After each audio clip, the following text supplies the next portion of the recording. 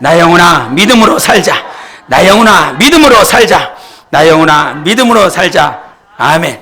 할렐루야.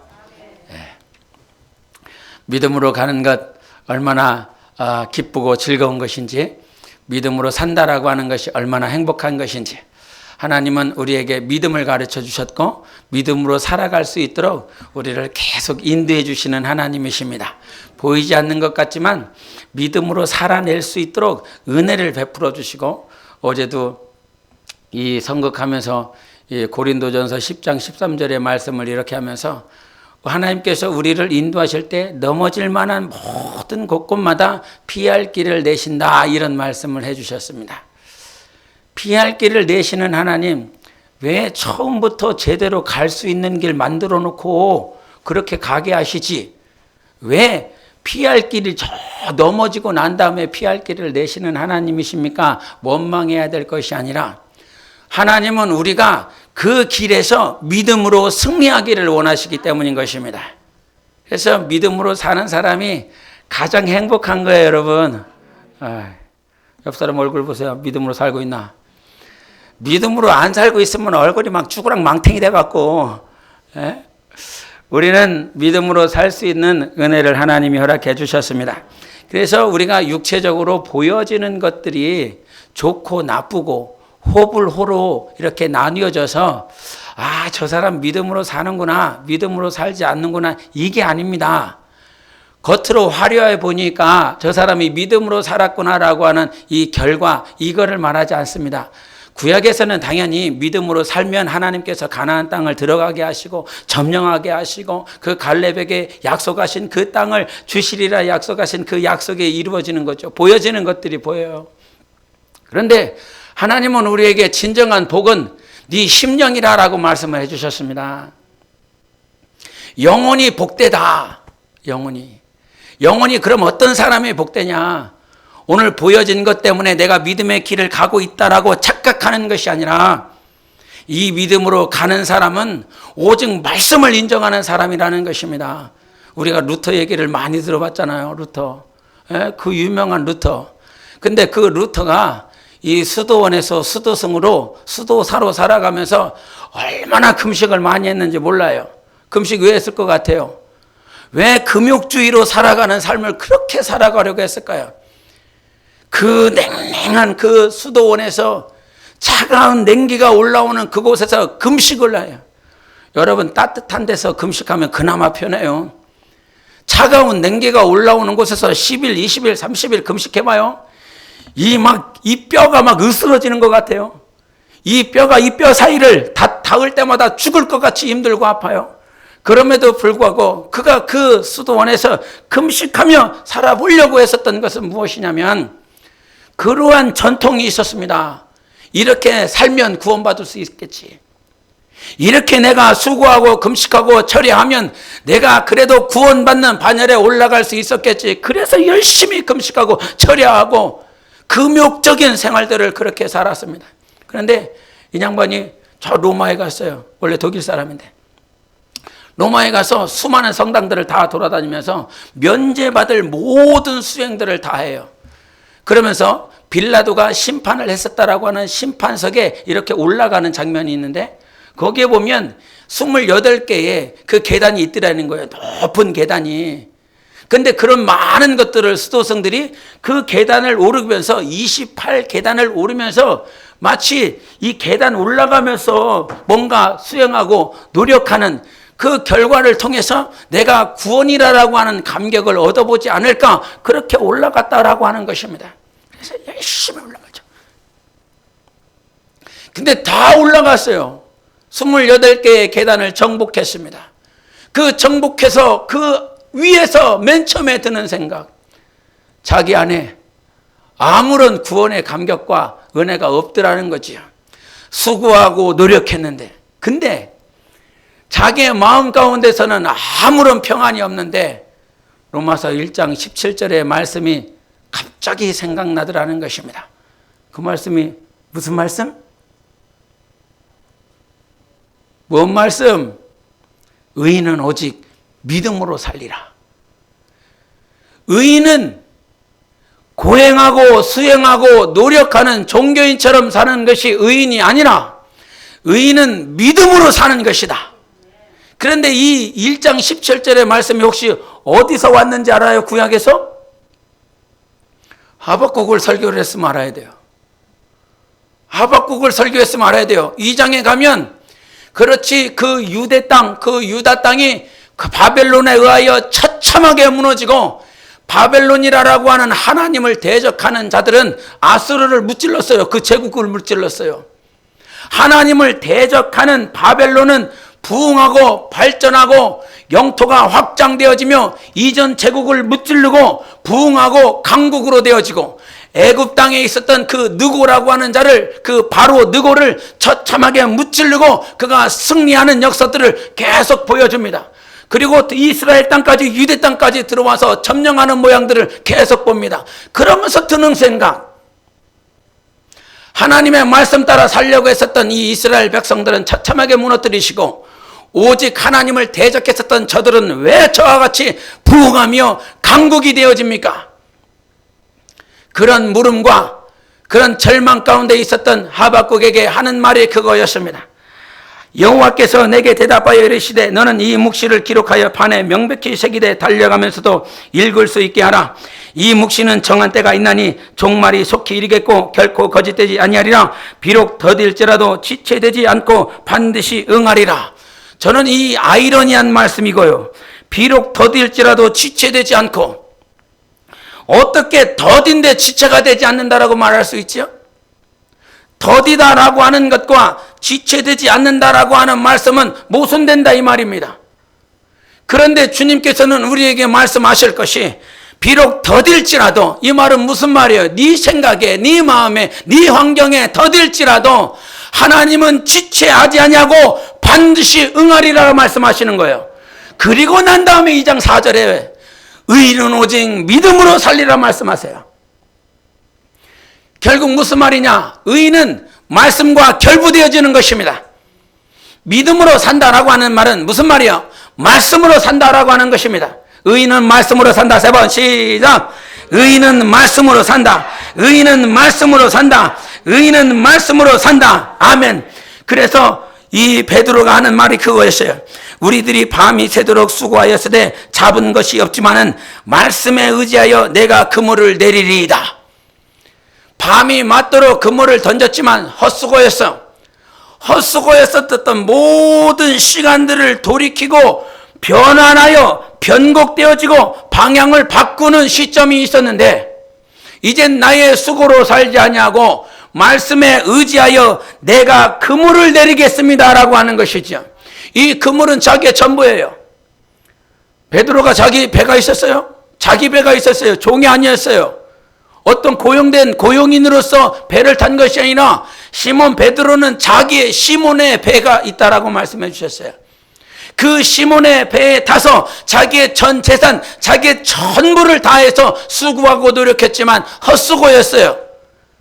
그 헛수고의 시점 가운데서 그 순간에 내가 반드시 변화되어지고 바꿔내야 될 터닝 포인트는 말씀에 의지하여 살겠습니다. 이것이 내 삶의 변곡점이어야 되는 것입니다. 터닝 포인트, 신앙생활로 들어왔으면, 영적 생활로 들어왔으면 교회의 전통을 따라 사는 것이 아닙니다. 중세교회의 그 말씀의 전통을 따라 사는 것이 아니라, 교리의 전통이 아니라 오늘 우리가 살아내야 되는 것은 말씀을 따라 사는 것입니다. 말씀이 있으면 내가 그물을 던져 놓는 것입니다. 내가 말씀을 받았으면 그 말씀대로 그 그물을 내려놓을 수 있어야 되는 것입니다. 그래서 우리의 신앙에는 하나님의 말씀을 아는 것 같지만, 내가 신앙을 하는 것 같지만 반드시 뭐가 필요하냐면 훈련이 필요해요. 알기 때문에 신앙생활을 잘하지 못하더라고요. 여러분 설교를 얼마나 많이 들어보셨어요? 그렇잖아요. 수많은 설교를 들었어요. 알고 있어요. 지식적으로 알고 있어요. 그럼에도 불구하고 오늘도 내 신앙생활이 하나님의 뜻대로 되어지지 못하고 있는 것은 하나님의 말씀을 듣고 있고 지식을 알고 있는 것 같지만 아직 훈련되지 아니하였다는 거예요. 그물을 던지는 훈련이 되지 않았습니다. 정말로 당신이 주이십니다. 내가 정말로 헛되게 살았습니다. 이렇게 고백은 하고 있는데 내가 정말 주님의 말씀에 그물을 던져놓는 훈련이 되어지지 않는다라고 하는 거예요. 과거 필리핀 선교 가면서 올해 하나님의 은혜로 필리핀 선교를 갔다 왔어요. 우리 필리핀 선교 끝나니까 코로나 때문에 아무도 못 들어갔죠. 예? 코로나 소식 때문에 우리가 2월 달에 들어갔는데 1월 달에 있는 사람도 코로나가 무서워서 못 들어갔어요. 우리는 코로나 때문에 무서워서 하는 것이 아니라 하나님이 감동을 주시고 말씀을 주시면 그렇게 가는 거예요. 근데 이번에 필리핀 선교 갔을 때 외줄 타기를 이렇게 했어요. 역시 기도하신 분들은 잘 가요. 기도 안 한 것들은 막 젊은데도 막 떨어. 그래서 외줄 타기를 할 때 군대에서 훈련받은 것이 뭐냐면 저 끄트머리 보고 가라. 바로 밑에를 보면 무섭다. 이게 눈이 사팔이 된다. 그러니까 그거 보지 말고 저 끝에를 보고 가라 이래요. 근데 무서우니까 밑에만 보는 거죠. 당장 죽을 것 같으니까. 살리는 방법을 가르쳐 줬어. 저 멀리 보라고. 가까이 보지 말고 밑에 보지 말고 저 멀리 저 종착역을 보고 이렇게 한 발씩 한 발씩 걸어가라고. 그런데 막 이렇게 줄이 막 이렇게 흔들리니까 저기 끝에가 보이는 것이 아니라 밑에를 보기 바쁘지. 우리의 신앙도 마치 그와 같더라 이 말입니다. 하나님께서 우리에게 말씀을 가르쳐 주셨는데 어떻게 살아내야 될지를 가르쳐 줬는데도 불구하고 그 말씀에 귀 기울이는 것이 아니라 훈련되어지지 않아서 바로 밑바닥 보기에 바쁜 인생. 군대에서 그 외줄타기라고 하는 레페를 탔어요. 레페를 처음에 탈 때는 이게 무서운 것 같은데 저 중간 지점 가니까 너무 재밌는 거 있죠. 에? 이게 중간이 막 이렇게 되니까 글램핑장에 가서 널뛰기를 하잖아요. 널뛰기는 방법을 모르니까 자꾸 이게 힘든데 이 외줄타기 하는 것도 반동만 이용하면 굉장히 재밌는 거구나 이거를 알았어요. 저 밑에는 낭떠러지인데 그 반동을 위해서 한 발씩 반동을 이용해서 한 발씩 가니까 너무 재밌고 너무 편하더라 이 말이에요. 그런데 그렇게 되기까지 우리 삶의 영적 생활에도 훈련이 되어지지 않아서 반동을 이용해. 네 발로 가지 말고 그 탄력을 가지고 가라 이 말이다. 그런데 훈련되어지지 않아서 우리는 여전히 그와 같이 사는 모습들이 있다라고 하는 것입니다. 여러분 한번 상기해 보세요. 돌이켜 보세요. 나의 터닝 포인트가 어디였는지 그리고 내 삶의 터닝 포인트가 항상 있는지를 우리는 알아야 되는 것입니다. 믿음과 순종이라고 하는 것, 믿음으로 사는 것, 말씀으로 사는 것이 아직 내 삶에 훈련이 되어지지 않아서 여전히 믿는다라고 말을 하고 있고 그 말씀 따라 사는 것 같습니다라고 말을 하고 있지만 여전히 내 자리 가운데서 말씀을 보지 못하는 모습들이 굉장히 많이 있어요. 그래서 야고보서는 계속 강조하는 거죠. 믿음과 순종은 하나인 거야. 그렇게 자기 형님이었었던 예수 그리스도를 바로 옆에서 그렇게 실제적으로 보았습니다. 그러나 믿지 않았어요. 그리고 그가 하시는 말씀과 전혀 상관없이 살았어요. 자기 옆에 하나님의 아들 하나님을 모셔놨음에도 불구하고 하나님이 보이지 않고 하나님의 말씀대로 살아갈 수 없었던 그들의 삶이 있더라는 것입니다. 여러분 내 삶에 가장 가까운 것이 말씀인데도 불구하고 여전히 그 말씀이 보이지 않고 내 삶이 보이네. 그래서 훈련해야 되는 거예요. 실천해야 되는 거예요. 프랙티스 해야 되는 거예요. 말씀대로 살아보기 훈련. 2020년이 얼마나 말씀대로 살아보기에 적합한 훈련을 했는지 몰라요. 말씀이냐 삶이냐 하나님이냐 정부냐 이 세상이냐 하늘이냐 이 많은 싸움들을 우리는 했고 또 여러분도 했을 줄 믿습니다. 갈등이 왜 없었겠습니까? 이거를 가야 되냐 말아야 되냐, 이 마스크를 써야 되냐 말아야 되냐, 마스크를 쓰면서 찬양해야 되냐 말아야 되냐. 저기 나사렛대 옆에 은혜교회 확진자 나왔다고 그러더라고요. 은혜교회 가셔도 돼요? 그러면서 막 교회가 힘들어졌다고 제가 사는 그 빌라 1층에 왕천 파닭집이 있는데 그 사장님이 말씀하시더라고요. 그 교회가 큰일 났다고. 난 잘 됐다고. 확진자 난 게 잘난 것이 아니라 그 확진자가 나서 얼마나 고통스럽겠습니까? 얼마나 힘들겠습니까? 그런데 하나님에게는 분명한 섭리가 있습니다. 그 고통과 그 고난이 닥쳤을 때 그 목사님은 얼마나 기도할 거예요. 혹여나 기도 자리를 놓치고 있었다면 기도 자리로 더 가까이 갈 것입니다. 성도들도 더 기도할 것입니다. 더 깨어서 살 것입니다. 그런데 어떤 자들만, 믿음으로 사는 자들만, 말씀으로 살아보려고 하는 자들만 이 환경이 보이는 것입니다. 우리 앞에 놓여져 있는 수많은 삶이 있을 것입니다. 보이지 않는 것과 같은 그런 삶에도 하나님은 일하시고 있다라고 하는 이 사실을 철저하게 신뢰하시기를 바랍니다. 우리가 마태복음 2장을 한번 보시기를 원합니다. 마태복음 2장 9절을 한번 보시겠습니다. 마태복음 2장 9절 시작. 박사들이 왕의 말을 듣고 갈새도 동방에서 보던 그 별이 문득 앞서 인도하여 가다가 악이 있는 곳 위에 머물러 서 있는지라, 이렇게 말씀하셨어요. 여러분, 이 동방에서 보던 그 별이라고 하는 이 말을 했을 때 보던이라고 하는 말은 현재입니까? 과거입니까? 현재예요? 과거예요? 과거. 예. 자세히 봐야 이게 보여요. 이 쉬운 성경에서는 박사들은 왕의 말을 듣고 출발했습니다. 그러자 동쪽 나라에서 보았던 바로 그 별이 박사들 앞에 나타나 그들을 안내해 주었습니다. 이렇게 얘기해요. 그러니까 현재 시제가 아니라 과거 시제인 거예요. 근데 과거에 봤어요. 그런데 과거에 봐서 막 열심히 별을 따라왔는데 이 예루살렘에 도착하여 갑자기 그 별이 안 보이는 거예요.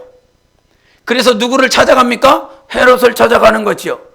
헤롯과 막 열심히 대화하고 난 다음에 유대인이 나 왕이 어디에 났느냐, 우리가 별을 보고 왔느냐, 이런저런 얘기를 계속했습니다. 그 얘기 다 끝나고 났더니 헤롯궁에서 나오니까 그제서야 그 별, 동쪽 나라에서 동방에서 보았었던 그 별이 갑자기 나타났습니다. 예? 원래 그 별이 계속 보였고 예수님께서 베들레헴에서 나셔야 되잖아요. 그분은 다윗의 자손이고 베들레헴에서 나셔야 되는 거예요.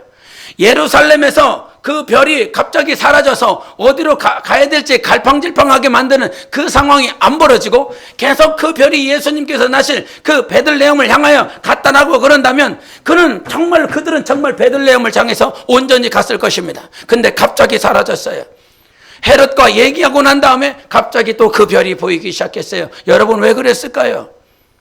주님 처음부터 끝까지 그 동방에서 보고 왔었던 그 별이 끝까지 베들레헴까지 보였다고 한다면 헤롯을 만날 이유가 없었을 것인데 왜 헤롯을 만나게 하십니까? 왜 그랬어요, 여러분? 성경은 말씀하십니다. 2장 18절 같이 읽겠습니다. 2장 17절 18절 시작. 이에 선지자 예레미야를 통하여 말씀하신 바 라마에서 슬퍼하며 크게 동곡하는 소리가 들리니 라헬이 그 자식을 위하여 애곡하는 것이라. 그가 자식이 없으므로 위로받기를 거절하였도다 함이 이루어졌도다. 분명히 나는 진리를 따라왔어요. 주님의 감동을 따라왔어요. 주님의 말씀을 따라왔어요. 그런데 어느 순간 안 보여요.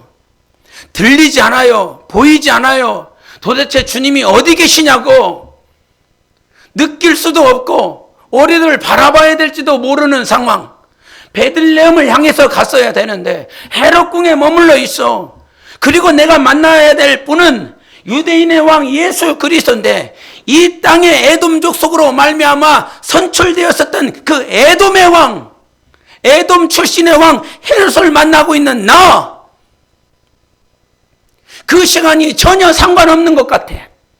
내가 있어야 될 자리에 있어야 되는데 내가 있어야 될 것 같은 그 상각에 머물러 있어야 될 그 장소가 아니라 전혀 상관없었던 그 자리에서 내가 머물렀고 시간을 소비했어.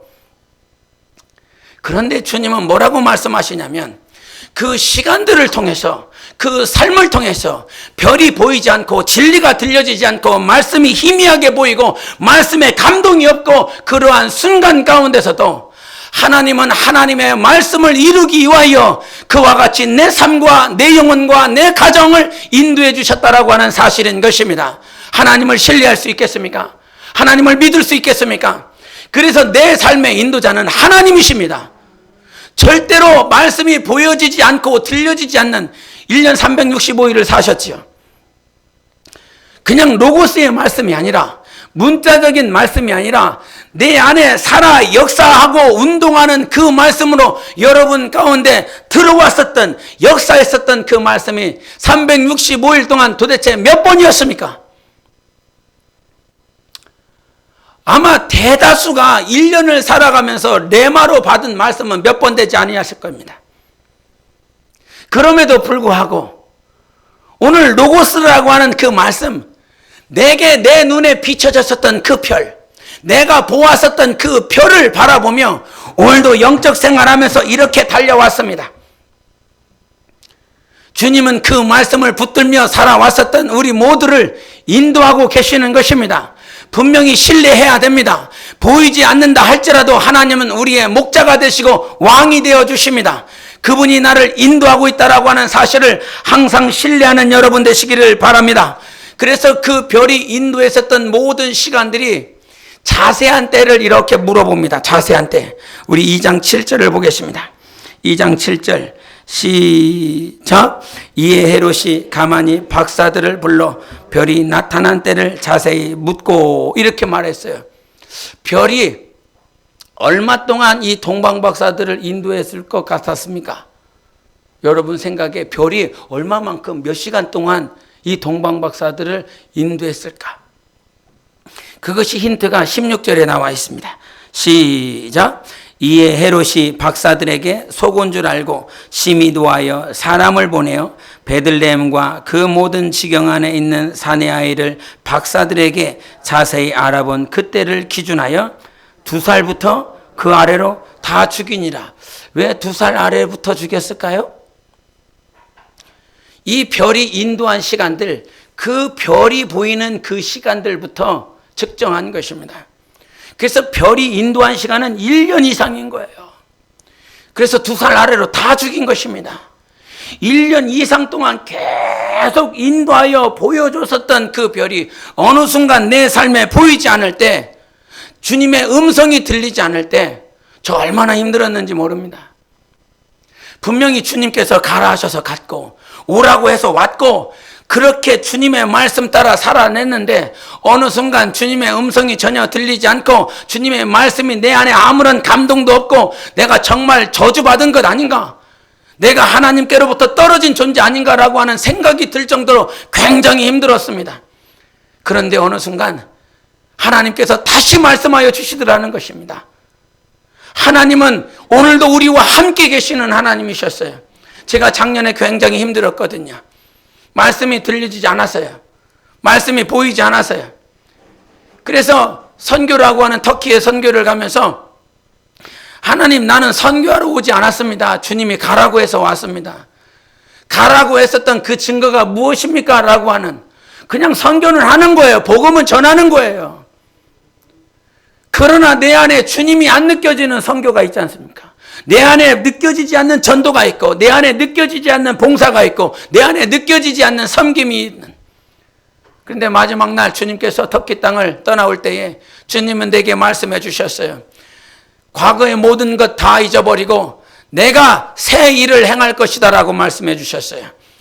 광야에 길을 내실 것이라고, 사막에 강물을 내실 것이라고 말씀해 주셨어요. 그것이 하나님이 내게 주신 말씀이었어요. 그 말씀을 듣고 그 새벽에 그 터키 공항에서 얼마나 울었는지 모릅니다. 주님이 얼마나 멀리 느껴졌는지, 주님이 정말 나와 함께 계시는지 모르는 그 상황 가운데서, 힘든 그 상황 가운데서 주님은 다시 말씀하여 주십니다. 여러분, 하나님은 우리를 포기하지 않는 하나님이십니다. 내 영혼을 인도하셔서 그 말씀을 반드시 이루시는 하나님이신 것입니다. 그러므로 내 삶에 회개할 때 회개해야 될 부분이 있어요. 과거 욥이나 또 바리새인들의 그 모양들은 무엇이었냐면 내가 이렇게 살면 하나님께서 나를 보응해 주시리라고 하는 보응신학이라고 하는 그 단어인 것입니다. 이렇게 살면 하나님께서 보응해 주겠지. 욥의 친구들이 그 욥을 그렇게 질타한 것은 하나님은 이렇게 살면 이렇게 보응해 주시는 분이야. 저렇게 살면 저런 결과가 나온다. 오늘 네가 병이 들고 죽을 병에 걸리고 네 자식이 죽고 네 모든 가축이 다 죽은 것은 네가 하나님 앞에 그렇게 살았기 때문이다 라고 말을 합니다. 여러분, 우리의 삶의 기준이 먼저가 아니라 하나님의 섭리가 먼저인 것입니다. 내가 어떻게 살았느냐보다 하나님은 절대로 네가 이렇게 살았기 때문에 이런 결과로 결정 내시는 분이 아니십니다. 이렇게 살았다 할지라도 저 타국 땅에서 자기 자식을 돌아오게 하여 아버지 나라에 들어갈 수 있도록 허락하시는 분이 하나님이신 것입니다. 나 스스로 방탕하고 나 스스로 결정하고 나 스스로 타락하여 그렇게 방탕한 것 같지만 하나님은 우리를 포기하지 않고 하나님의 나라, 아버지의 나라로 인도하여 주시는 것입니다. 그래서 율법이 기준이 아니라 율법으로 계명을 다 지켜서 내가 의롭다 함을 받는 것이 아니라 의롭다 함을 받는 것은 오직 하나님의 은혜로 말미암는 것입니다. 은혜와 진리로 내 영혼이 사는 것입니다. 그래서 내가 주장해야 될 것은 내가 이렇게 살았노라고 아니면 네가 저렇게 살았노라라고 질타하고 정죄하는 것이 아니라 우리가 주장해야 될 것은 율법주의가 아니요 하나님의 은혜인 것입니다. 그래서 사도 바울이 계속 주장하는 것은 무엇입니까? 지금의 나 된 것은 나로 말미암지 않고 하나님의 은혜로 되었다라고 말씀하여 주시는 것입니다. 오늘 이 자리에서 주님을 찬양할 수 있는 것은 여러분이 하나님 앞에 기도를 잘했고 여러분이 하나님을 잘 섬겼기 때문에가 아니라 하나님의 은혜가 있기 때문에 이 자리에서 주님을 찬양할 수 있는 것입니다. 그래서 주장해라 하나님의 은혜를, 선포해라 하나님의 은혜를, 전하라 하나님의 은혜를. 하나님의 은혜이면 되는 것입니다. 하나님의 은혜이면 다 됐어요, 여러분. 그래서 창세기서부터 계시록까지 하나님의 은혜의 강줄기가 계속 흘러가는 것입니다. 호세아 선지자를 통해서 그렇게 고멜과 같이 타락하고 장녀처럼 살아가는 그 인생이 하나님의 은혜가 비치니까 이스라엘이 나는 너를 잊지 아니할 거고 나는 너를 포기하지 아니할 거라고 호세아를 통해서 말씀하는 것 아닙니까? 마태복음 1장에 보면 족보에 여인이 등장합니다. 몇 명?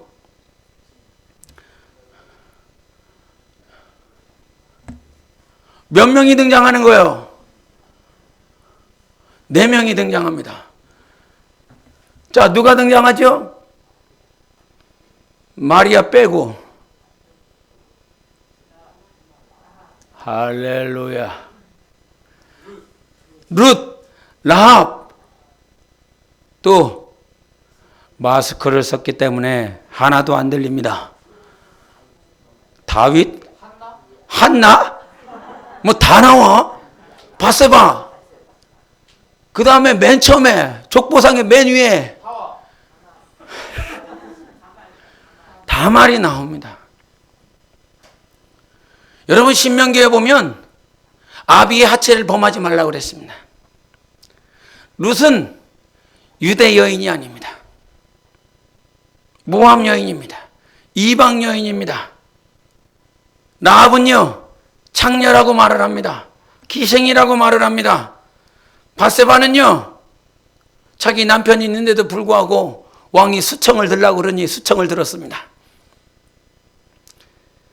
그래서 이방 여자로서 3명이 등장해요. 4명 가운데서. 1명은 다말이 유대인이고 3명은 다 이방 여자로 취급하고 있어요. 그런데 예수님의 족보에 들어가 있습니다. 예수님의 혈육적인 가족인 거죠. 이 여자들은 족보에 기록이 될 수가 없습니다. 남자만 기록되어질 수 있습니다. 그런데 하나님의 족보는, 예수 그리스도의 족보는, 예수의 가족은 이방인이든 창녀든 나는 상관하지 않는다. 율법을 따라 살아냈으면, 율법을 따라 하나님의 나라가 임하려고 했으면 다말이라고 하는 그 여자는 이미 율법을 범한 자인 것입니다. 아비의 하체를 범하여 아비의 하체를 드러냄으로 말미암아 가나안 땅에 그 조상이었던 함이 저주를 받지 않습니까? 그 다말이라 하고 하는 그 여자는 시아버지의 그 하체를 범하였습니다. 이방 여자들은 그 신분이 그나마 아름답고 고귀한 직분과 신분이었다라고 그런다면 그나마 받아들이지 않을까 그런 생각을 해보지만 이 여자는 창기였습니다. 도저히 인간의 뇌로는, 인간의 논리로는 받아들일 수 없는 여인이라 이 말이지요. 그러나 하나님의 은혜이면 되는 것입니다. 내 신분이, 내 과거가, 내가 어떤 삶을 살았고 내가 어떻게 타락하며 방탕하며 정말 개차반처럼 살았다 할지라도 하나님의 은혜면 되는 것입니다. 하나님의 은혜가 우리의 영혼을 세우는 것입니다. 그래서 주님의 나라에 가는 사람은 내가 이렇게 살았습니다, 내가 이렇게 살았습니다가 아니라 내가 하나님의 은혜 때문에 살았습니다 고백하는 자들만 들어가는 것입니다. 여러분, 누가복음 18장에 보면 바리새인과 세리가 나와요. 세리는 누구를 봅니까? 하나님을 바라봅니다. 비록 먼 발치에 그 성벽 가운데 하나님의 성전에 가까이 나아갈 수 없는 처참함을 가지고 있지만 성전이 비록 멀리 있다라고 할지라도 하나님을 바라봅니다. 그런데 바리새인은요, 가장 가까운 성벽에, 그거는 통곡의 성벽에 와서 자기가 바라보는 것은 하나님이 아니라 세리였습니다. 하나님, 나는 세리처럼 안 살았습니다. 내가 금식하고요, 근처에 11조를 드리고요, 세리처럼 안 살고 있습니다. 그런데 세리는 자기의 죄성을 계속 부각하면서 바리새인처럼 안 살았습니다. 이 말이 아니라 하나님, 나를 불쌍히 여겨주시옵소서 그랬어요. 바리새인의 목적과 바리새인의 방향, 삶의 목적은 나는 세리처럼은 안 살 것이라는 거예요. 그러나 죄성을 인지한 세리는 바리새인처럼 안 살겠습니다가 아니라 하나님, 나를 불쌍히 여겨 주시옵소서 이렇게 말을 했다는 것이지요. 여러분, 지금 내 안에 그나마 불신자들과는 비교하는 습성이 없어진 줄 믿습니다. 없애려고 노력하는 줄 믿습니다. 그런데 이 크리스찬 공동체 안에 들어오면 쟤도 기도하고 나도 기도하고, 나도 헌금했고 쟤도 헌금했는데 왜 쟤는 부자가 됐고 왜 나는 가난한 자가 됐고, 저는 학식이 있고 왜 나는 무지하며, 저는 이렇게 아름답고 나는 볼품이 없는지. 여러분, 우리의 신앙생활은 제가 내 표본이 아닌 것입니다. 저가 내 샘플이 아닙니다. 나의 표대는 예수 그리스도인 것입니다. 그래서 뒤에 것들을 다 뒤로 터치놓고 나는 뒤를 안 보겠다. 뒤를 안 보고 나는 내 표대가 앞에 있으니 표대이신 예수 그리스도만을 향하여 나는 달려나가겠다. 이것이 삶의 목적 아닙니까? 오늘 찬양했어요. 그 찬양이 무엇입니까? 세상에서 제일 가는 금으로 유혹해도 예수님만 사랑할 거야. 세상에서 제일 높은 명예를 준다 해도 예수님만 따라갈 거야. 저는 이것이 내 영혼의 고백인 것입니다. 세상에서 정부가 어떻게 뭐라고 뭘 말을 한다 할지라도 나는 예수님을 경배하는 것을 포기하지 않을 것이고, 예수님을 따라가는 것을 포기하지 않을 것이고, 예수님을 사랑할 수 있는 이 기회를 놓치지 않을 것입니다. 나는 이것이 마지막 기회. 지난 우리가 12시간 연속 예배 드리면서 주님이 이런 말씀을 하셨어요.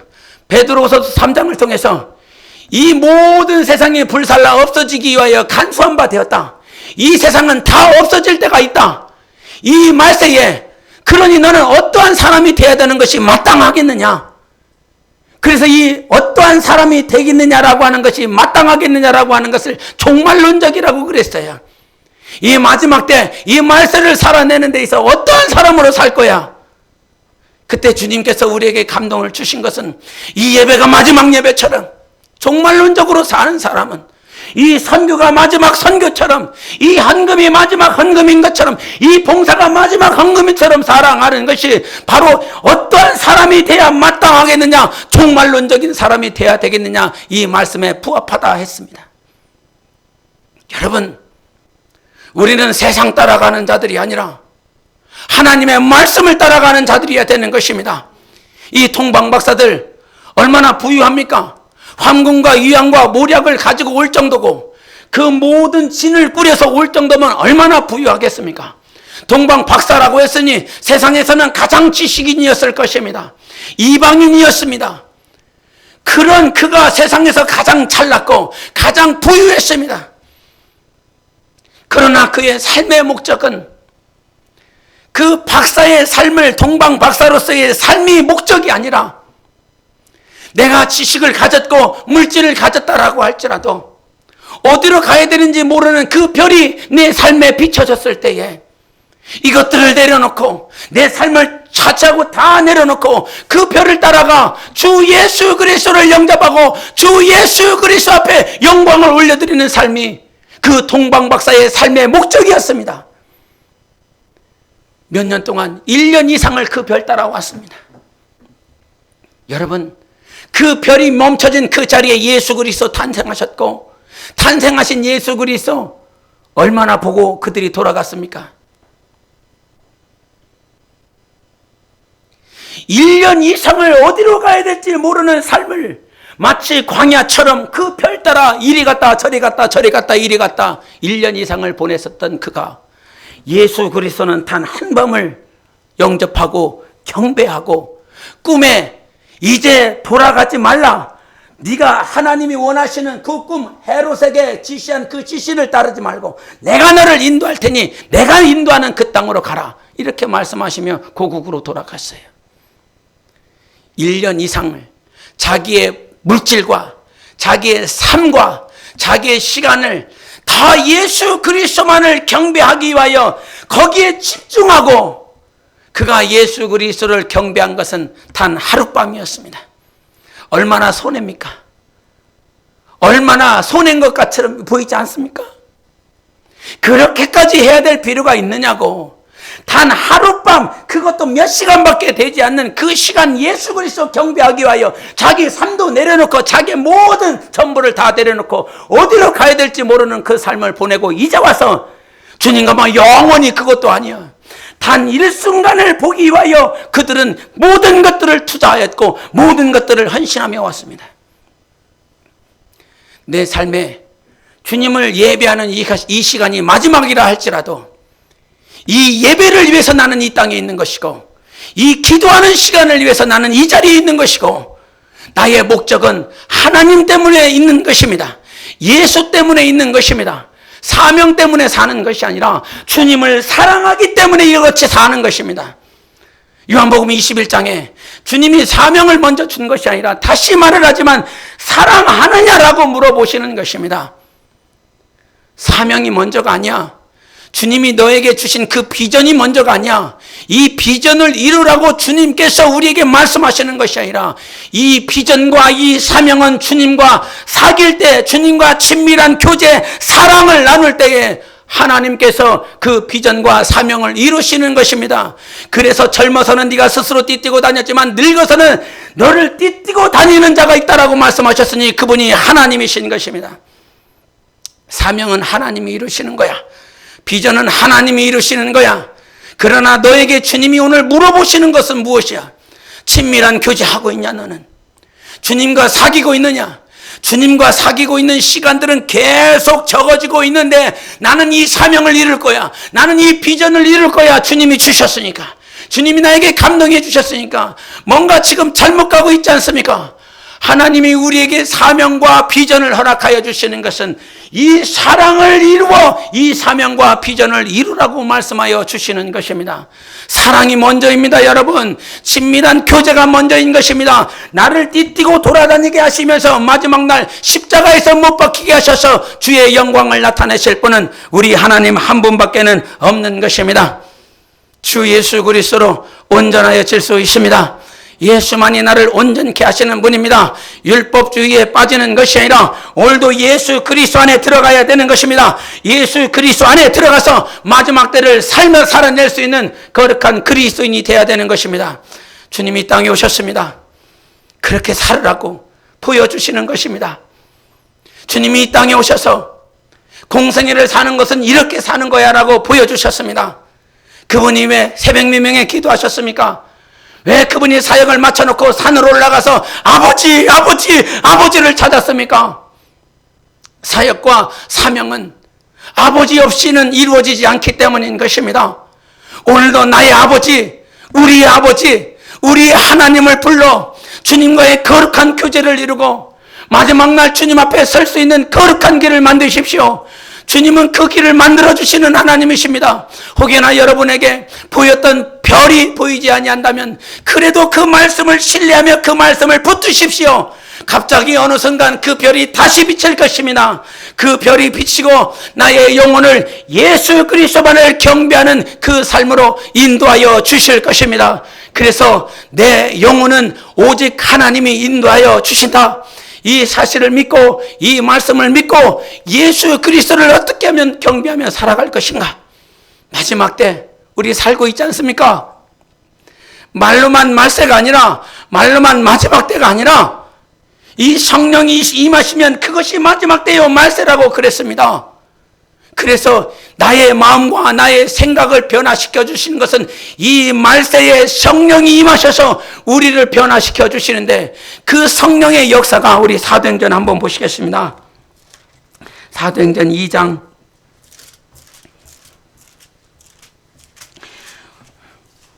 37절을 보시겠습니다.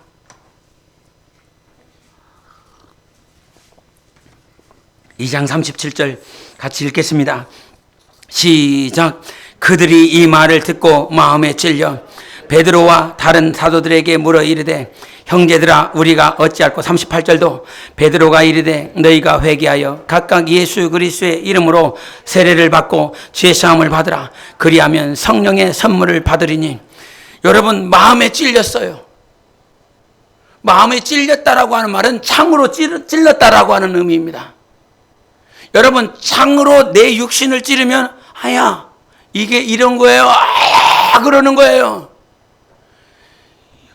정말 자기가 모든 낼 수 있는 목소리의 아픔은 다 거기에다가 실을 것입니다. 마음에 찔렸다는 거예요. 무엇 때문에 그랬습니까? 말씀 들으니까. 그들이 이 말을 듣고 마음에 찔려. 내가 변화되어 봐야지. 내가 나를 바꿔봐야지. 내 삶, 내 미래, 내 가정, 내 자녀, 내 부모 다 바꿔봐야지. 그러나 결론은 그겁니다. 나는 나 자신을 바꿀 수 없다. 나는 내 자식을 바꿀 수 없다. 나는 내 남편, 내 아내를 바꿀 수 없다. 이 마음에 찔림을 받을 수 있도록 허락하는 것은 오직 하나님의 말씀인 것입니다. 말씀이 살아 역사하도록 하시는 이가 성령님이십니다. 그러므로 성령이 이 말을 듣게 할 때에 저들이 성령으로 말미암아 그 말을 들을 때 마음에 찔림이 있는 것입니다. 우리의 변화는 말씀 따라 이루어지는 것입니다. 성령을 따라 움직여지는 것입니다. 성령님 말씀으로 역사하여 주셔서 나를 변화시켜 주시고 의인이 의인처럼 살아내게 도와주시옵소서. 의인이 믿음으로 살아내게 도와주시옵소서. 의인이 말씀으로 살아내게 도와주시옵소서. 이것이 신자인 것입니다. 이것이 크리스천이고 이것이 교회인 것입니다. 그런 삶 성령님이 인도하여 주십니다. 확실한 믿음을 가지고 우리 주님 앞에 고백하며 승리하는 여러분 되시기를 예수 이름으로 축원합니다. 우리 함께 이 시간 기도하실 때 여러분 오늘도 내 영혼에 별이 떠 있습니다. 내 영혼의 새벽별, 내 영혼의 영광의 별 예수 그리스도가 떠 있습니다. 주님 내 영혼을 성장시키고 내 삶의 섭리가 이루어지고 내 삶에 하나님의 말씀을 이루기 위하여 잠시 별이 보이지 않게 하시는 주님, 나는 오늘도 신뢰하며 살 것입니다. 당신은 왕이시고 당신은 영광이시고 당신은 은혜이시기 때문인 것입니다. 내가 이렇게 살겠노라고 자랑하지 아니하고 나는 오늘도 주님을 자랑할 것이고 주님을 선포할 것입니다. 내 영혼 가운데 주 예수 그리스도를 말하게 도와주시옵소서. 주 예수의 사랑과 주의 영광과 은혜를 선포하며 살아갈 수 있도록 우리 함께 예수 외치고 기도합니다.